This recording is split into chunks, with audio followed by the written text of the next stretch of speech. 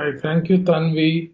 Hey, hi, good evening. Good evening, all. I know it's a very, limited audience right now. I hope few other people might also join, but which is okay. It's a Sunday, so it's typically a relaxed day, but it's good to always connect with the with your own college and the folks out there. So it's always a good discussion. So before jumping into the actual deck and the content. I'll just take maybe a couple of minutes to set the context for today's discussion. I know, being in college and AI is everywhere, I'm sure there would be tons of discussions, academics, practical, industry talks around AI. Some are overhyped, some are realistic, but there are tons of talks. Today's discussion, yes, comes from my practical experience. As Tanvi was mentioning, I have been leading certain groups and teams uh, uh, for AI products and solutions at CGI. CGI is one of the world's largest IT solutions provider headquartered in Canada. We have our good presence in India, though not as big as many others, but we are primarily based out of North America and Europe. So while I would discuss AI, the whole intent is I don't want to make it a technical discussion. I don't want to overhype things, say AI will do this, that will replace the jobs, will replace everybody. Nothing of that sort I want to discuss today, but I want to be very practical about how AI might change our roles as future business managers. All of you on the call, you are a part of this prestigious college. I am in Indore. And when you graduate out, you will be getting into different kind of business management roles in different sectors. Not every sector will, involve hardcore AI development and so on, and that's not the intent either.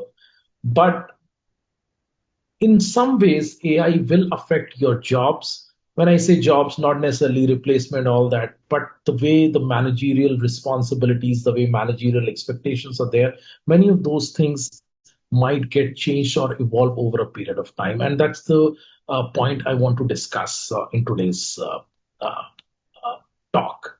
So, with this, I will share my deck. So the name of this topic, I deliberately kept as "Forget Products and Build Flows." For the last almost a decade or 15 years, anybody who's graduating out of MBA programs, there has been enormous focus on building products. Hey, you know what? If you build the right product, and I'm not talking only of software products, it could be products in different industries. You can achieve tremendous business growth. You can, achieve whatever revenue targets. If you have a really differentiated products, you could earn high margins and so on. There has been enormous discussion on products. While products remain important in the age of AI, and I will discuss how it goes about it. In the age of AI, understanding the right workflows, understanding the right flows. When I say flows, it's basically the workflow that becomes even more important than only focusing on the products. Why is it so? We'll definitely cover as we go along. I want to start with this slide. This is a simple slide, and the sample data. This is a sample data coming from a healthcare industry sample. And if you see, you all go through different charts and diagrams throughout your curriculum, there's a very simple slide showing where the AI budget is coming from. As you see, AI budgets in most organizations is not coming from IT. It's coming from the labor budgets. What does it mean? There has been some, and I was talking to a couple of professors around a few months back from different colleges, and there is still a perception that maybe AI is IT. You know what? AI is a good technology, but only IT folks need to be aware of it, or the technology savvy folks. AI is not IT. AI, the AI getting mainstream or the effects it is having, it is a CEO level topic and not a CIO level topic, because simply because AI budgets are not coming from IT budgets from the CIO office, but it's directly coming from the business unit heads, the department heads that were owning those different budgets. For example, if there is a marketing head and they have to implement AI, it is coming directly from their budgets. It's not, yes, IT is involved in some kind of tech deployment and so on, that's there, but it's not an IT phenomena. It is rather more focused on the business side. And that's the reason I wanted to call out you all being future business managers. This is important point to consider. Now, moving on, can somebody in a simple way, I know it is there on the slide deck. It's a little not complicated, but yeah, a few boxes, and I'll explain that. But I just want to say, anybody wants to take a shot to explain or comment on what really changed after ChatGPT. I mean, AI was there. We had Siri, Google Assistant, Alexa, these kind of AI assistants, or many other AI features were there previously as well. But what really happened that the world completely, got shaken after ChatGPT release? Anybody wants to take a shot? Yeah, but Hey, I think maybe the integration between the different layers got easier with the advent of like generative AI. awesome, awesome point, Satyam. Thanks. Anybody else wants to comment? Okay. So now, Satyam, you are absolutely right. I think that's a great point. See, what happened is earlier, if you had to develop some kind of an AI model, it was a very linear process, not a linear process rather, but the different layers were separate. As you see on the left side, you needed a bunch of data scientists, you needed very specific data sets, you needed to create what I call narrow AI models that were only specific for some purpose, like, you could develop a recommendation engine, you could uh, develop some kind of whatever you call fraud detection modeling and so on. But when ChatGPT got released, and the name itself says these are already pre-built models. So one single model can do tons of tasks. I mean, summarizing related to anything related to text, related to or image generation, now video generation. Multiple things can be done with a single model. What it did, something fantastic. Yes, that is technically true that the different layers got integrated. It abstracted the technology behind it and made it very easy for the common people or the non-technical folks, including business people like you, to heavily use AI in your day-to-day work without being technical. That's the biggest difference it brought. And that's where the implications that we are going to discuss are so important, that when the technology itself has got abstracted, it is no longer needing a very high core technology understanding. Then how do you use it, how do you implement in organizations, or how do you take advantage in your regular business environments, that itself falls under the managerial capability. I'll take a pause. Anybody, I just want to understand before moving forward. I want you all to speak up a little. I don't want it to be a monologue. Thanks, Satyam, for sharing. But I'm pretty sure you all are smart people, and you would be heavily using AI tools in your with your studies, examinations, or whatever. How are you using it? How are you currently using AI in your college work? Anybody wants to share? Any couple of folks? Any AI tools, whatever you're using, you can share. But I just want to understand how you are using. Yeah, I'd like to go. Yeah. Yeah. Since we are currently going through our summer placement processes, and coming from an engineering background, I had a very rudimentary understanding of finance. So what I used to do is I was going through the Red Book, which is the official guidebook for preparing for finance roles. So whenever there was a question which I didn't understand, I just used to take a picture of it and I put a prompt saying, explain it to me like I'm a 5-year-old or as someone who has zero understanding of finance. So that really helped me because no matter how many times I asked it, it didn't get frustrated and I was getting a very simple explanation of what you wanted to know. So Awesome, that Satya. is a very generic use case for me, like which I've been using a lot these days. Awesome, awesome, Satyam. Yeah, definitely. A lot of people are using it to understand complicated topics, and I wish, AI was there when I was part of the college, but I totally get it. Makes sense. Anybody from a non-engineering background who's heavily using AI and how they are using AI? Anybody wants to share?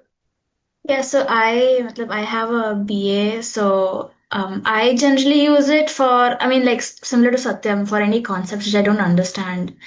It's very useful in the sense कि, okay, ठीक है, if I don't understand a certain concept in like suppose finance, because even I am very weak there. Okay. So I use it for that. Otherwise, one thing I've been using it for now that companies are coming in, I just upload my resumes on ChatGPT and I give it the JD and I'm like, okay, act as a harsh and very nitpicky recruiter and rate these resumes out of 10 and tell me what I should improve. So that's been helping a lot. I don't know how actually accurate it is, but it does give like the recommendations help me to as to what I can improve more, what I can add more to my one pagers than the from the entire master resume. That helps a lot in that sense. Awesome, awesome, Joey. Thanks for sharing. Really, that's definitely a great way of using it. So thanks for sharing. So yeah, these kind of things are definitely possible, and you don't need any kind of coding or technical understanding to do all that. So great. Now moving on to the next slide. I want to jump straight away to a topic that's very common these days, and I'm sure you all would be reading about AI agents. Now, when generative AI is still there, and AI agents are becoming more and more popular. AI agents simply are one instance of any generative AI model with the ability of execution. So rather than only, asking, prompting to summarize this thing. So for example, Julie suggested that, she's uploading her resume and asking, to rank, what could be right, or, asking certain kind of questions.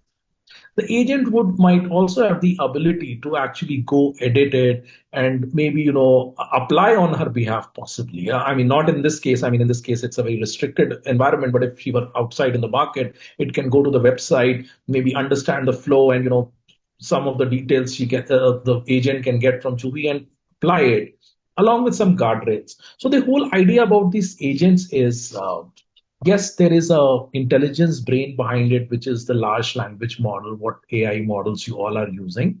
At the same time, there are certain instructions, guardrails, what it can do, what it cannot do. Those things can be defined. And obviously, there are certain tools. When I say tools, these are certain third party applications, websites that can be used by the agent. This is, I am sure many of you would already understand. I just wanted a minute to this thing. But any of you using any kind of AI agents? Uh, any of you using any kind of AI agents? I think Google Maps might count as an AI agent, like it's adjusting its route based on the fastest travel time. No, So it's maybe, it's not exactly an AI agent. It's okay. more of a predetermined software. So one of the differences, no, good point, Satyam. One of the differences is when we actually pre-program something, which is not really taking on-the-fly decisions. That is like regular software programming, what is available in Maps. But these kind of agents are dynamically adjusting and taking decisions. I'll take an example, and I'm sure you all would be using. You all would have used any deep research tool either from Gemini or ChatGPT. Deep research. Yeah, we've been using Manus and deep research from Gemini. Yeah, yeah, Manas is also right. Manas also you would have used. That's a very clear example of agents. For example, whenever you search, you want to do a deep search, there are multiple agents doing multiple things. Like, one agent could be searching the web for you. One agent could be, pulling certain extra information for you. One of the agent could be summarizing. One of the agent could be formatting the information. So the whole idea is the multiple agents are doing multiple things for you. So it's just a simple example, but there are multiple more complex things evolving, but just to take an example. Now moving to, the core of the topic of today, forget products and build flows. Uh, this is a very, this is an example from a multi-agent research system, what I was talking like deep research or something. Now, the topic what I mentioned initially is forget products and build flows.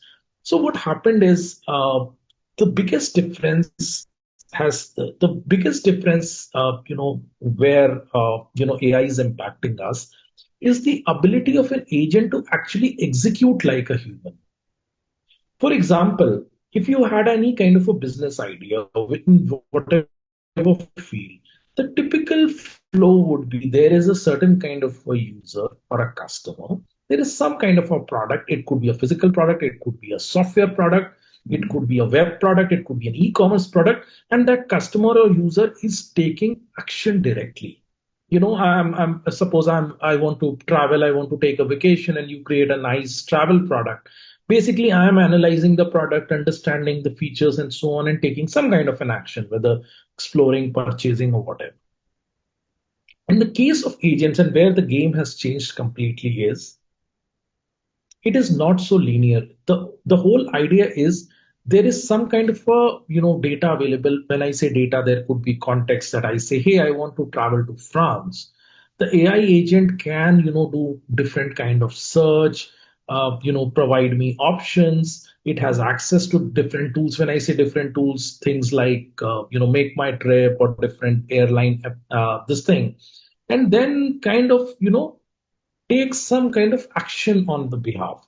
So the whole idea, if you think about a customer journey, and that's where I'm coming, it's coming to the heart of what we all do as business managers. I'm sure, when you study, any customer journey, that's the critical piece of marketing, or, or even, whenever you preparing or selling any kind of business flows.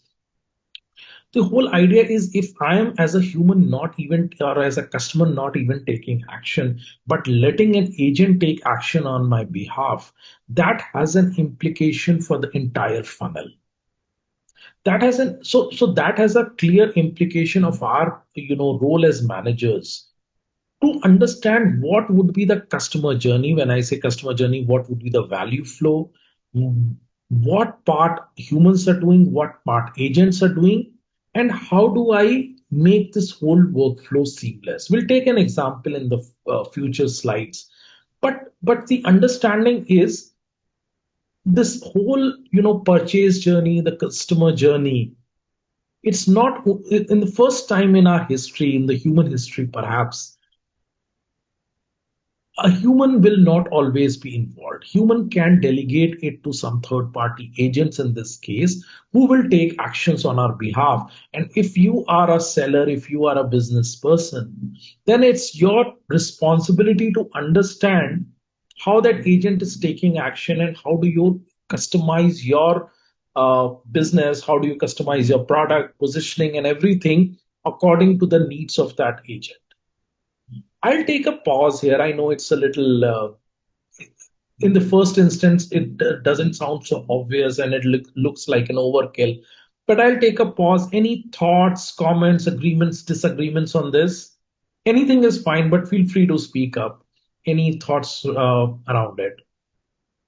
Oh, it's a very quiet audience. So unless and until you get those marks of class participation, you guys don't want to speak up.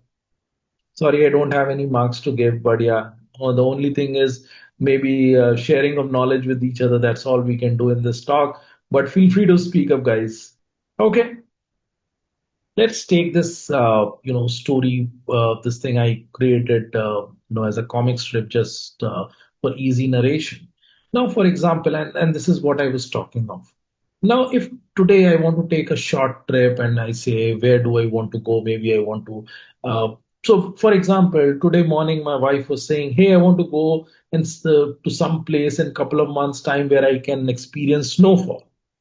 So if without AI, if you have to do, you kind of do certain searches. Maybe today you can use a chat GPT to understand where you can experience snowfall, which kind of places.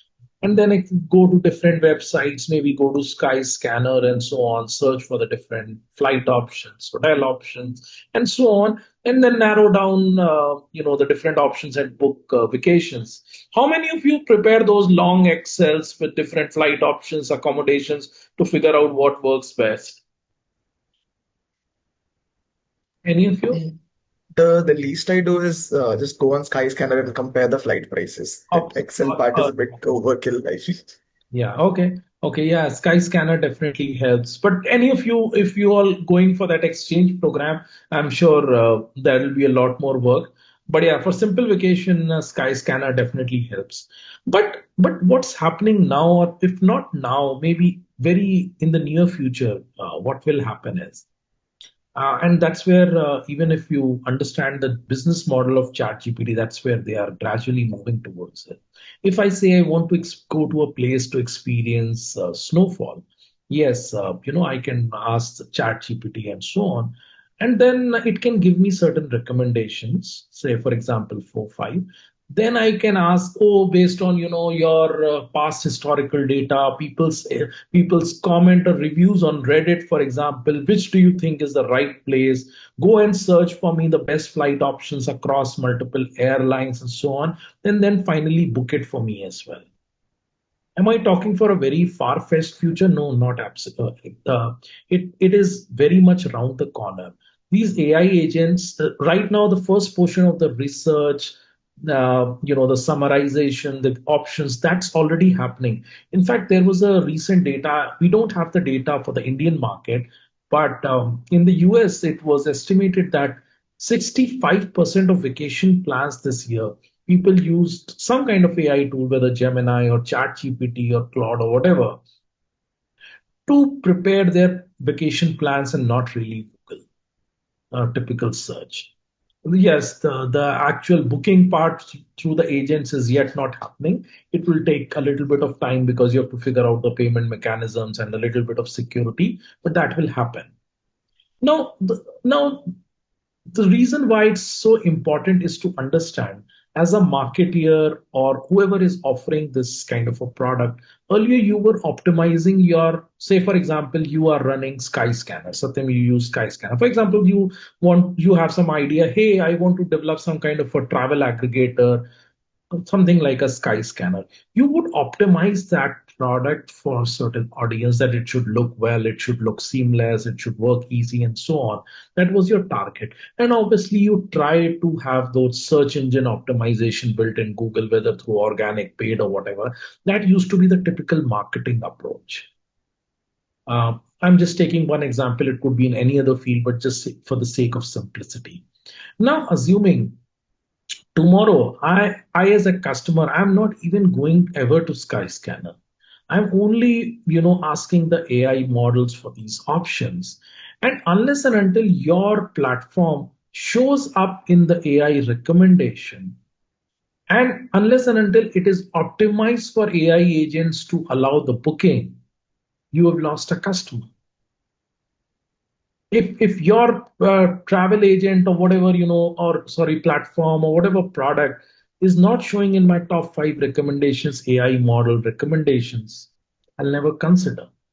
So basically, the human layer is completely cut off in many cases. Yes, human is deciding, yeah, yeah, okay, fine, these are the 5 options, I'll choose one.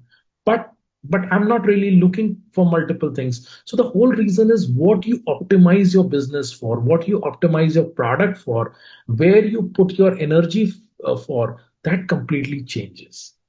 And this, if you really deeply think about this comic strip what I put up, this is exactly where you are optimizing for the flows. You are not optimizing, you are not building a travel platform that is commodity, that is easily available. What you can actually do is optimize or build a brilliant workflow. How that workflow is getting integrated into the different channels, how that those recommendations are flowing into the AI models, how that information is getting back to the humans, at what point the human is saying that, hey, yeah, among these 5 options I'm approving this, at what point they are booking or not booking. So the value here, the business value here does not come from a travel platform or a travel product. The value here comes from the entire workflow, from when a customer wants to do the booking and when that booking happens through the agent. Yes, I see Aryav has raised his hand. Yeah, please go ahead. Yeah, when you're talking about making a workflow, so what I can understand is maybe a company like Make My Trip or Skyscanner have an integrated workflow inside their website or inside their app, which can help people figure out using AI agents. But most often than not, people who are using AI are using ChatGPT or Gemini directly. So in the future, if you like you're saying 65% people in USA are using AI in some way or the other, and the main selling point is convenience. That do not want to do all the research, compare all the flight rates. Just give me, I will give the, say, I will give a prompt that under this budget, I want to see snow. And this is the number of days I want to go. Right. Then the big AI agents like ChatGPT will have enough power and leeway to maybe increase the entire tourism industry of boost the entire tourism industry of a particular country or So, do the opposite of some, yeah. So Arya, you are 100% right, and that's where these companies are becoming so big and powerful. That's where when there is a talk on the Wall Street that these are the most powerful companies in the world right now. You're absolutely right because they are trying to become the first touch point for any customer. See, when Google launched 20 years back, then gradually, I remember I was very early. I was in my engineering college that time, and Google became the first touch point. So earlier, if I had to book, I had to contact some agent or maybe a visit a website. But after Google, first touch point was Google, and then maybe some website. So Google had that power of advertising. They made all that revenue. Now in future, the whole power shifts to these AI companies, whether it's ChatGPT or Gemini or whichever one. That you are absolutely right. I'm not going to make my trip to use their agent, but I will use these whatever daily agents I use. These are super apps, and maybe they will pull information. So if I might make my trip, my job becomes how do I integrate my offering with these AI agents. If my offering does not show on ChatGPT or if my offering does not show on Gemini, then nobody's coming to me for booking. So I think Exactly. that's yeah. So I think that's where the whole business acumen changes, or how we want to design the new flows. Also another point, Yeah. is this fair or the, see, for the example of Google you gave, when Google started to dominate customer preferences, they were search engine optimization, the buzzword. Everybody wanted search engine optimization. Also, regulations came and then people started to give ads on Google search. Due to regulations, Google had to show that this is an ad. But when ChatGPT gives suggestions, how would the regulations go for AI agents? Because I cannot search engine optimize the AI agents to show my website or my place. Yeah, no, I think that's a good point. There's no clear answer. In fact, there are very clear talks that uh, soon, in another 4, 5, 6 months at best, some kind of advertisements will start coming up on certain AI models. Now, there are right now no regulations, but they will come in the sense there will have to be some kind of a demarcation that, this AI answer is influenced by advertisement or not. Now, some of the folks like Sam Altman from ChatGPT, they are claiming they don't want AI to get influenced through advertising and so on. We don't know what's the right answer yet, because if AI start getting influenced by advertising, then what is the truth or what is advertised? That will start blurring, and that's where the challenge with AI comes. When people say AI is could be dangerous, exactly to your point, Aryav, if AI start getting influenced just based on the money it's getting, then I don't know as a user that what is the truth and what is advertised truth. So there will be That's some true. kind of a demarcation saying, these are AI recommendations. There might be sponsored. So these are some of the new things, exactly newer things that's happening. There is nothing on the table right now, but yeah, these are definitely some of the aspects that will, start coming up as things go along. And also, from what I can see, government can also put in regulations to show a certain percentage, like 20% of the destination should be Indian destinations, or 20% of hotel chain should be Indian domestic, make in India. Yeah, I mean, those things are so I'll talk about this concept. I have another slide called sovereign AI. Maybe I'll talk about that. That's again a big topic of sovereignty in AI. So I'll talk about it, but that's a Yeah, good. I will let you proceed. Yeah, sure. Okay, yeah. Now, so this slide we have already discussed quite a bit. The same topic that we were discussing, that search engine is getting seriously disrupted now. Google's monopoly is getting challenged. Yeah, it is still the dominant player, and maybe with its new AI offerings, it can remain the primary player, but it is getting affected. Now, three things I've marked in pink from a business angle: distribution, brand positioning, and customer trust. All three what we discussed. If you are a marketeer for any kind of travel product, I don't know why I'm going to travel. Maybe I feel like traveling quite a bit, so that's where I'm taking this example quite often. But anyhow, the the real game where AI changes. So when we say AI, so there are two aspects. One is the product, one is the distribution. We often focus on the product. Hey, you know what? Using AI, I can create this kind of a product. It's good. It's innovative. But the mainstream effects of AI will be seen when it changes the distribution channel. What we just discussed, where your offerings will come and where customers will purchase. So I'm sure many of you would be in the marketing or doing your majors in marketing. How many of you are really into the marketing field or really interested, or rather doing will plan to do your majors or doing already taking up subjects in marketing? How many of you? Oh, none. Oh, that's surprise. So what topics so are you all okay? I see Tanvi. Yeah, typically uh, all these committee folks are typically a lot into the marketing side. They are the extroverts.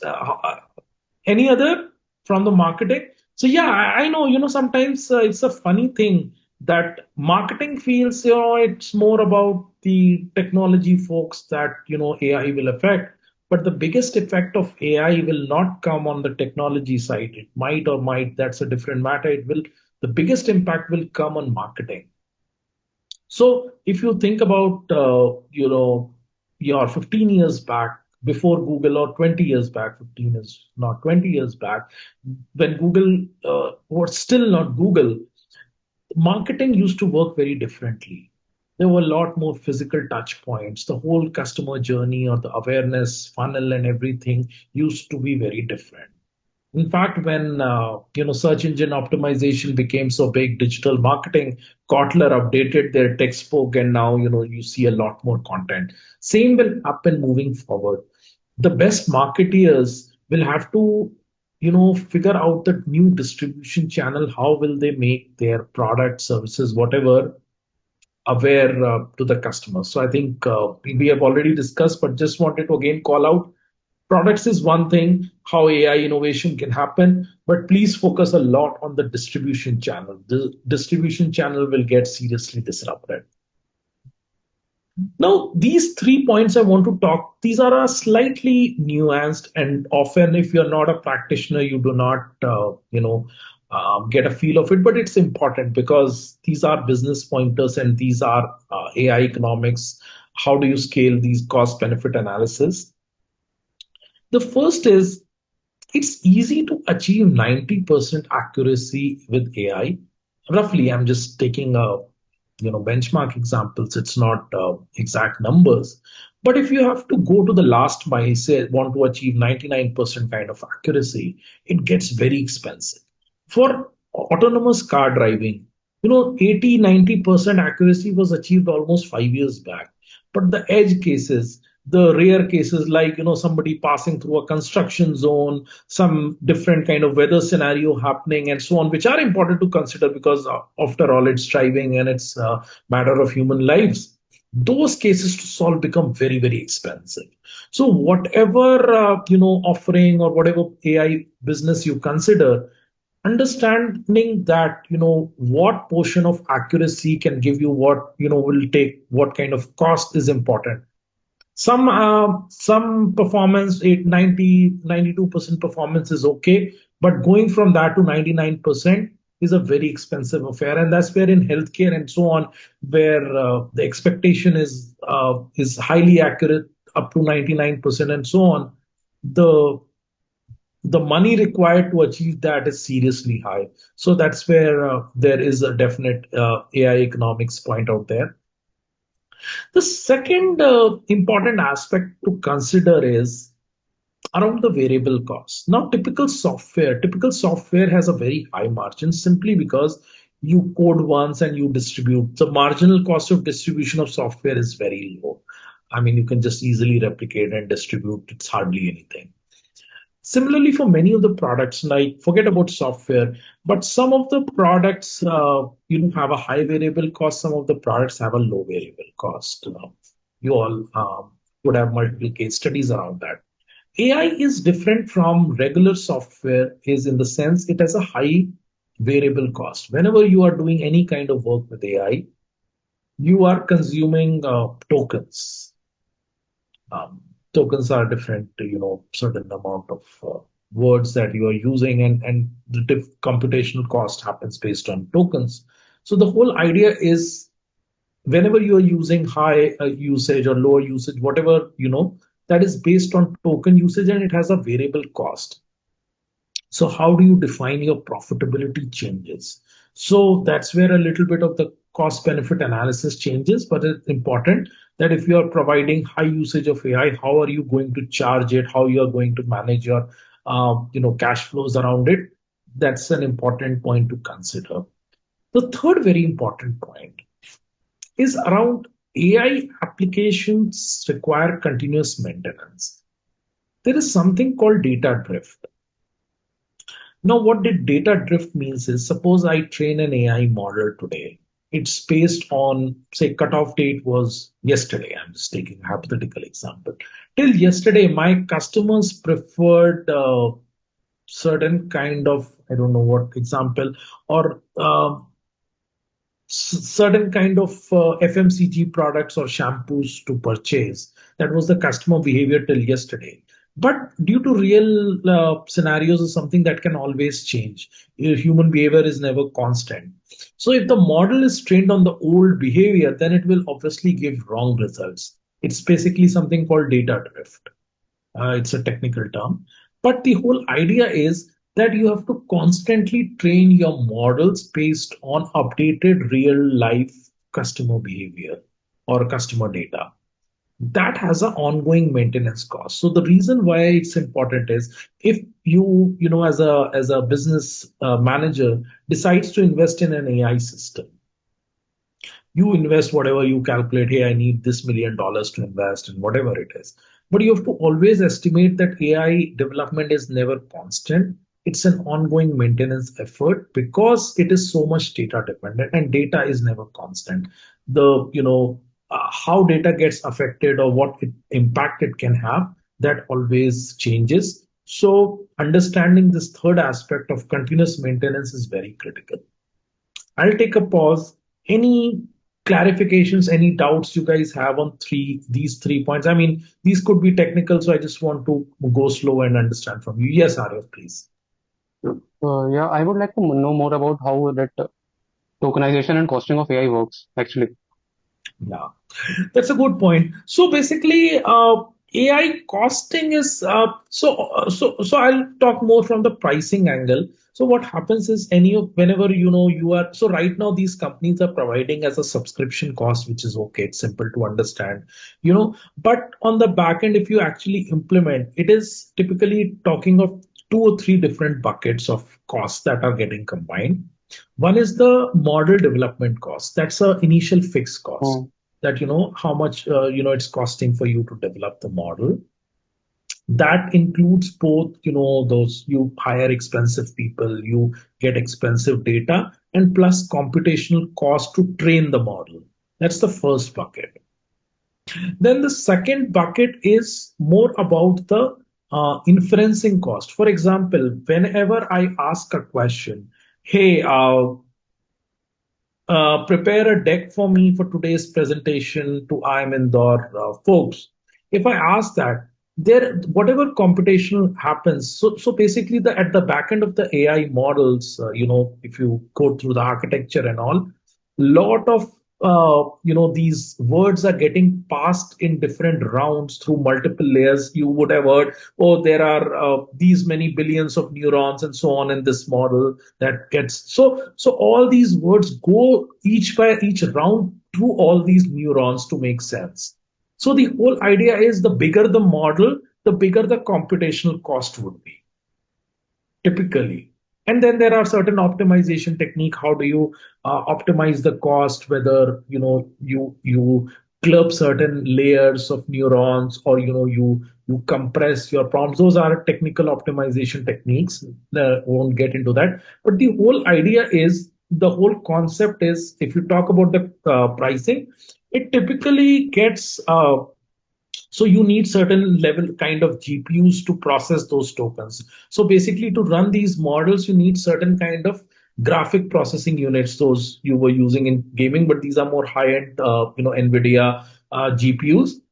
But the computational cost to run those GPUs, obviously, it is a variable cost. So that's where it gets expensive. Does it answer your question, Arya? And what about the tokens you were telling about? Yeah, tokens are basically tokens you don't get. So in data, so the approximation is, for every, you can say one word is equal to one token. It's not exactly that. It's basically one token is three-fourth of a word. But let's say for the simplicity, one token is one word. That's how it's calculated. So when I say different paths, so it's a benchmark estimation that whatever computational cost happens at the back end, the running of the GPUs, the electricity, and so on. So if you type a very long prompt, for example, 10,000 words, it would be consuming a lot more tokens. And if you write a short prompt, it would be consuming a lot less tokens. So some of you would have seen, if you have used Claude or a free version of ChatGPT, if you keep asking questions, after a while it says, your limit has exceeded or something like that. Or if you ask a very complex mathematical question, because then it consumes a lot more tokens. So they allocate you certain tokens. So all the transactions in terms of AI happens through tokens itself. So even if you prepare a spreadsheet, it gets converted to certain tokens, like how much tokens it will consume and so on. So if you prepare a video, for example, video gets converted to image, image gets converted to text gets converted to numbers. At the end of the day, these are tokens. So video obviously consumes a lot more tokens than regular text. So tokens, though they depend upon the number of words I type in a prompt, but they are basically how the AI model parse through all the data to give me the answer. Yes, And yes. the more optimized an AI model would be, the lesser the tokens and hence lesser the cost. Yes, you are absolutely right. You are absolutely right. So there is always a trade-off, if you don't need very high accuracy, then maybe you can use a smaller model, because it will consume less tokens, so it will be less expensive to use. Good. So then Any the engineers developing the AI model would have to make different versions of it for different business requirements. Yeah, that is true. That is true. So that's how it is. So in any enterprise scenario, if you have to implement some kind of a AI solution, it's typically not only one model. I'll take an example. For example, we implemented a healthcare solution for a client, in US. It was a completely AI solution where auditors can use AI models to see where the gaps in bills and all are.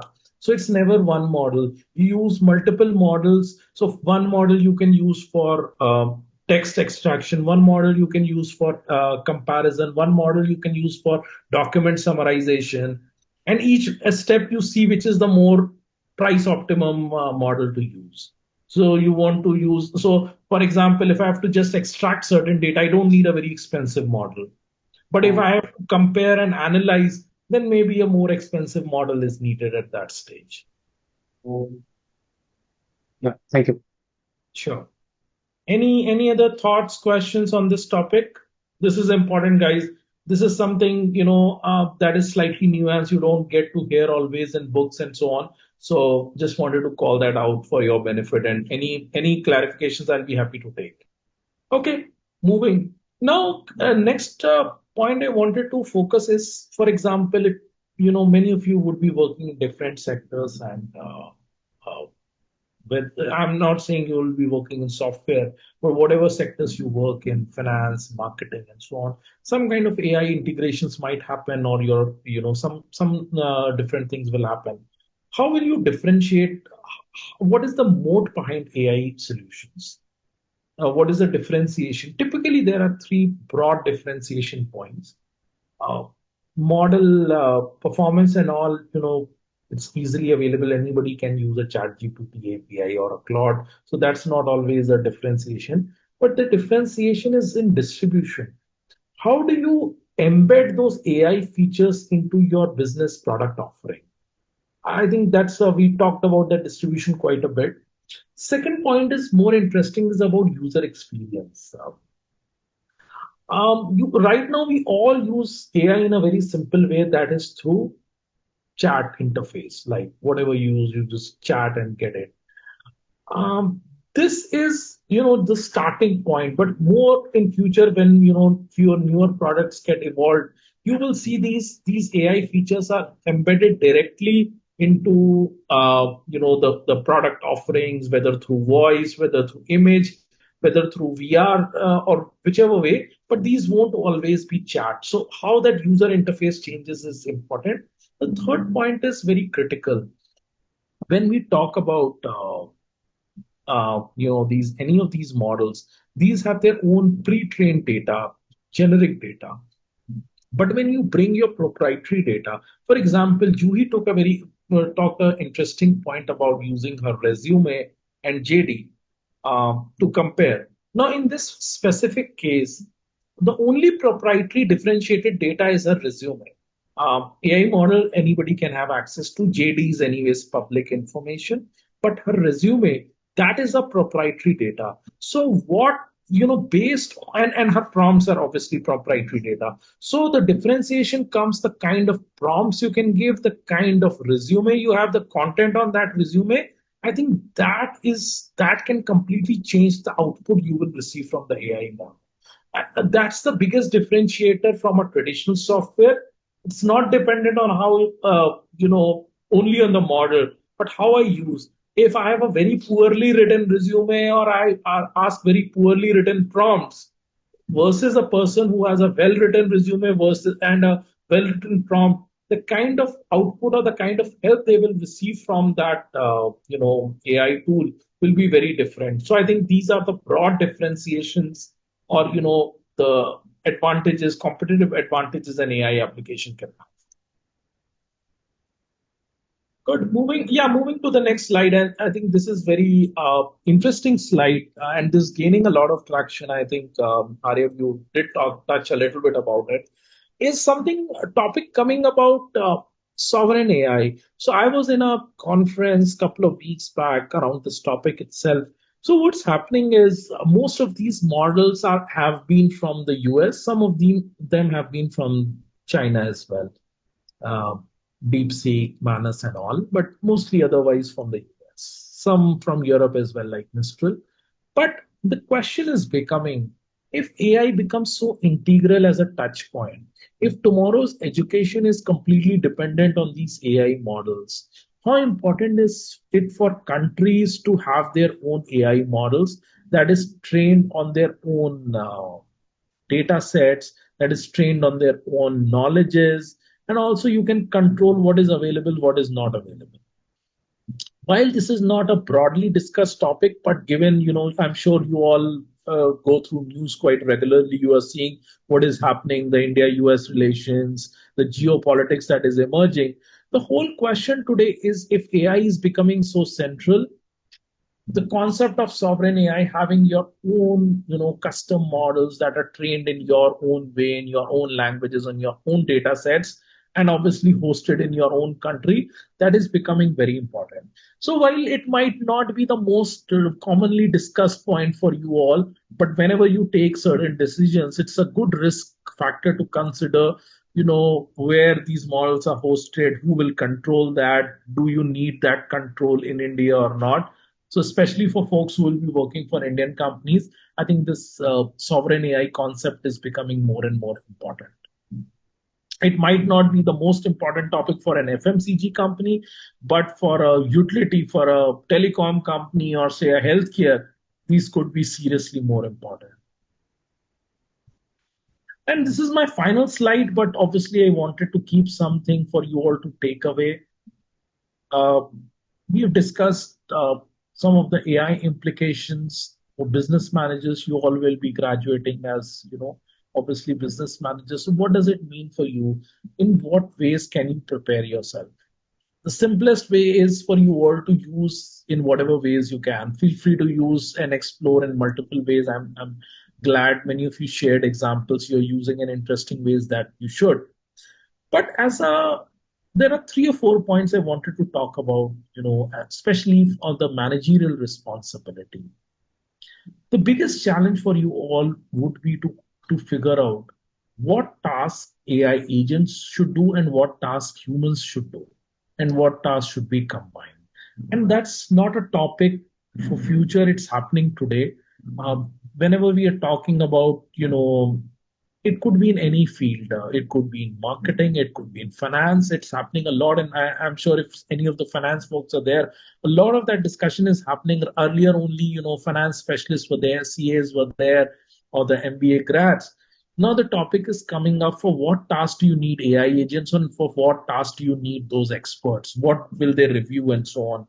So that understanding is very important for a manager to see, what makes sense, what doesn't. The second point is important.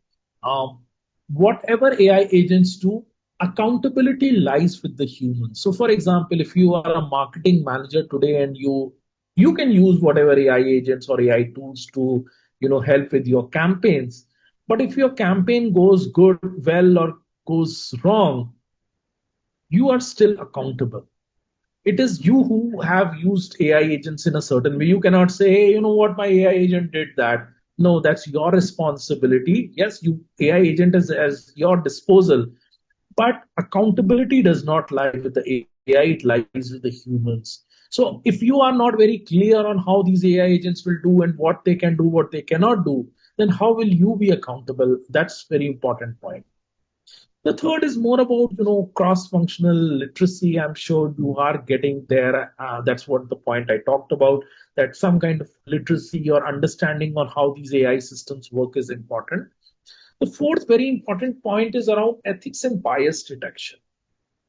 Now, these we all understand these AI systems are not full. Whether it's in terms of factual information or analysis, or even certain ethical detection.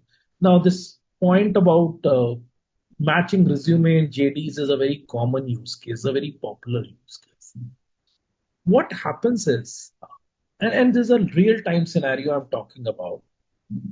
So, for example, if there is a certain section of the community that was always preferred, um, earlier for hiring decisions, and the model has learned that trait. For example, men were more preferred for hiring for certain positions, and the AI has learned that. Then, whenever you are matching your resume with the JDs, somehow that attribute, while AI might not call out, but it will always use that attribute to say, hey, this guy based on his gender or not, whether this is more suitable or based on the past hiring decisions. So that's a clear case of bias that's inbuilt into the AI.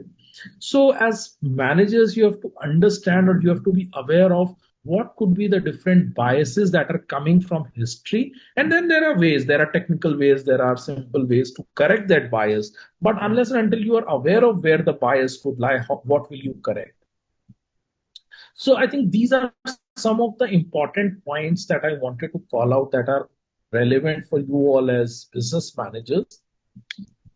And this is my final slide. And this is a quote I put for you all.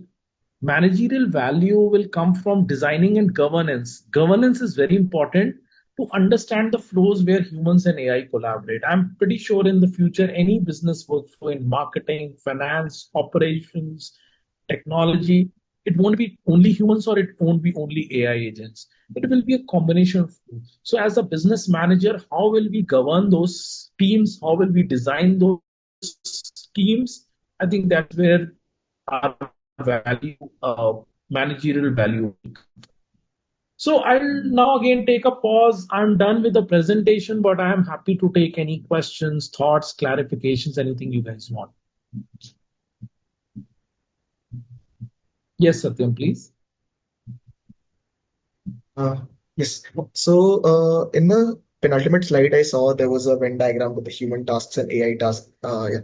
So where they were overlapping. So I wanted to know your opinion. So, how do you see this share changing in the future? And will there be a time where the human tasks would entirely be disrupted by the AI tasks, or will there be some sort of share left for the humans to do? No, obviously, there will be a lot of things for humans to do.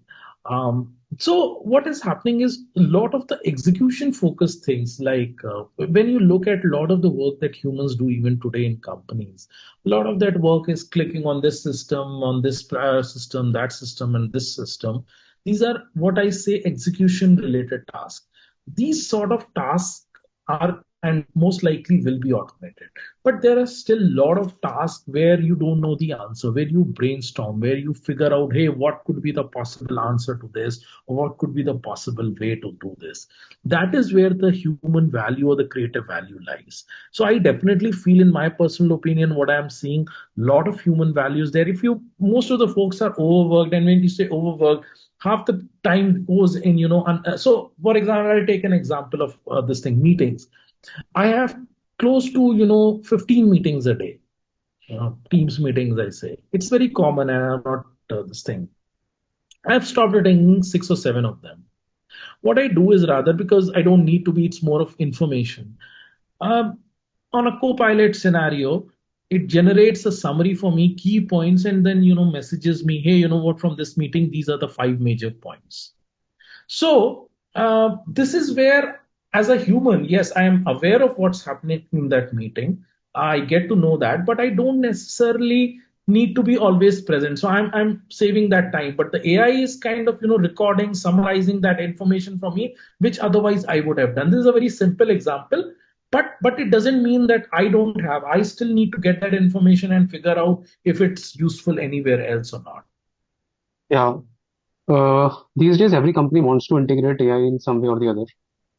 Uh, when you or someone approaches the company to help them integrate AI, what are the most common misconceptions which you encounter from what a normal company which is not into a technical field has expectations from AI and from what actually AI can deliver to them? Yeah. I think the biggest, not misconception, I would say, or rather misexpectation, is that AI can completely change their whole, uh, this thing, business, or, remove 50% of their workforce and so on. So those some of the folks that are not really there, they do, or at least, on a high level, expect. Uh, while I'm not saying that is not possible, I'm not at all saying it's possibly possible. But the biggest blocker is our current processes, our current teams are set up based on the work that we were doing earlier.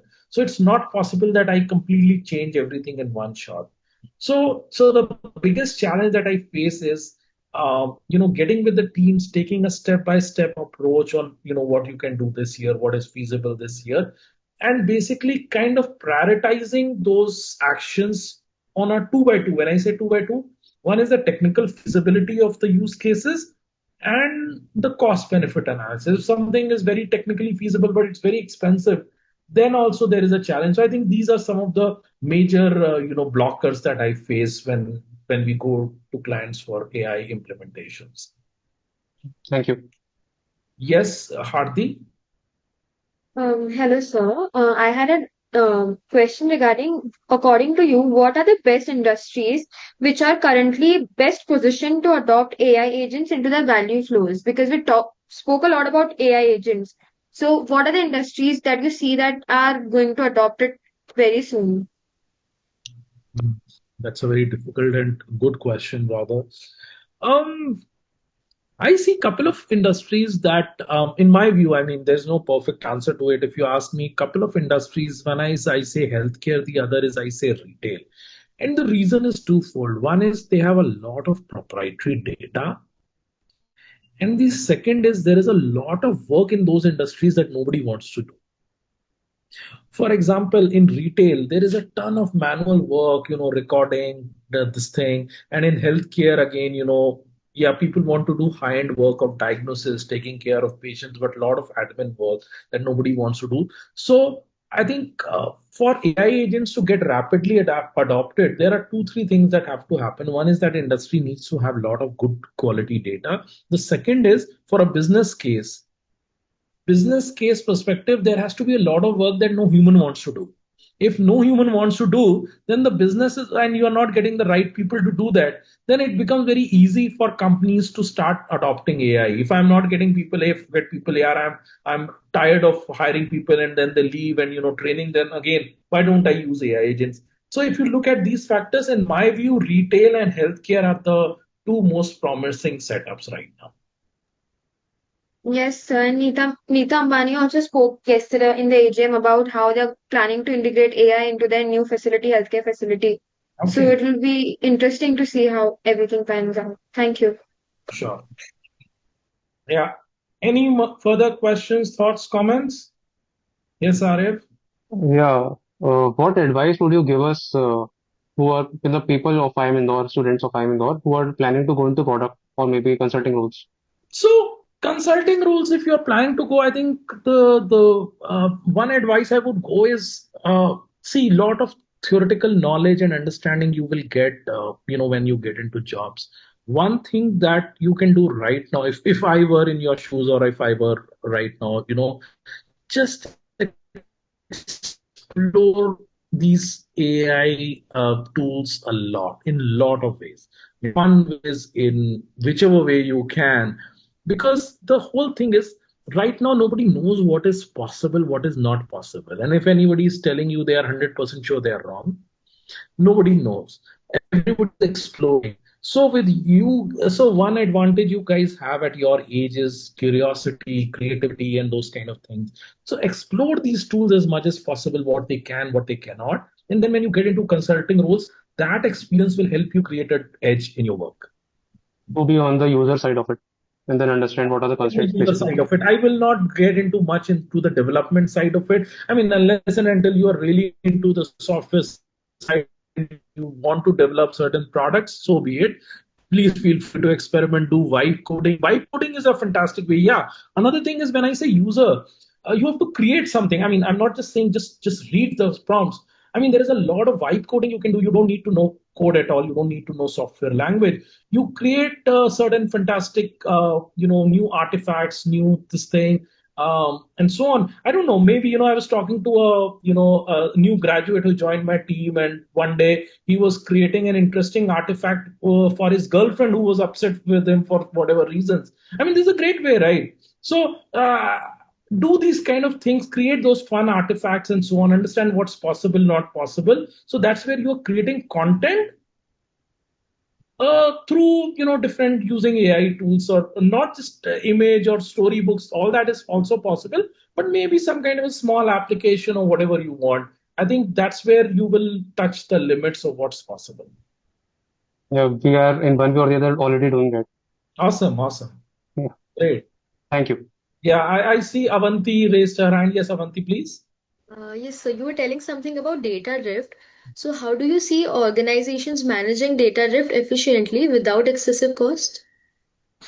See, there is no this thing. So what's happening is right now, yes, data drift is there theoretically, but the real challenge comes when these systems go into production. Very few large enterprises are running these large scale systems in production, but the efficient way to manage, and what lot of companies are doing is putting some initial investments in data pipeline. That's where I think these data so systems like their Snowflake systems, data lake houses, and data pipelines. If you do not have a very solid data pipeline, or if you have not invested enough, then later on managing that data drift becomes important. So if you have a very good data pipeline, then you can easily retrain your model or provide latest contextual data to your model.